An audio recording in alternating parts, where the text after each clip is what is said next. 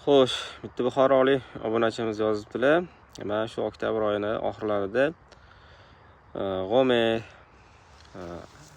qamish, ajriq, peche, bu salamali mana shu yomon ko'pilli o'sadigan o'tlarga qarshi glifosat sepdim deyaptilar. Oy oxirida oktyabrda hammasini yo'q qildi, bitta shu hilolni yo'q qilmadi deyaptilar.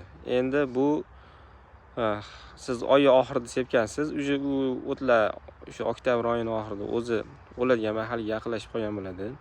Endi o'lib ketmasa ham o'zi ancha qishga qarab kelayotgan narsa bo'ladi.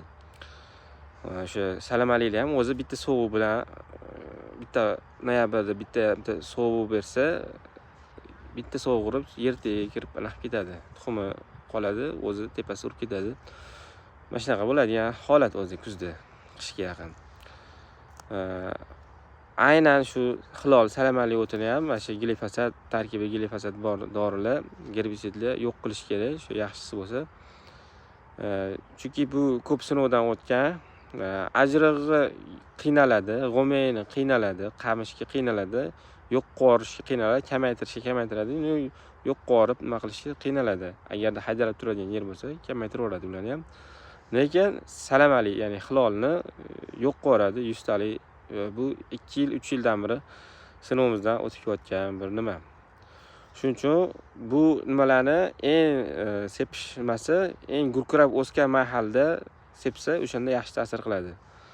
Eng gurkirab, eng o'zini avj pallasiga chiqqan bo'ladi-ku, ana o'shanda sepsa gerbisidni. Hilolni ham, ajrig'i ham hammasini yo'q qoradi, xudo xolasa. Keyin bir narsa, mana marza-parza bu nimalar bo'ladi-ku, ana o'shanaqa joylarda sepasiz o'ladi, bir yil, keyingi yil yana qaytib chiqishini bor. Chunki u yerda haydalmaydi, boshqa qilmaydi, keyin yana qaytib chiqish imkoniyati bo'ladi. Agarda u dorini sepganingizdan keyin vobshem qaytib chiqmaydigan bo'lganda, bu ekin ham bo'lmasdi, boshqa ekinlar ham bo'lmasdi. Bu misol uchun bitta sepganingizdan keyin ildiz bilan qurib o'lib ketdi.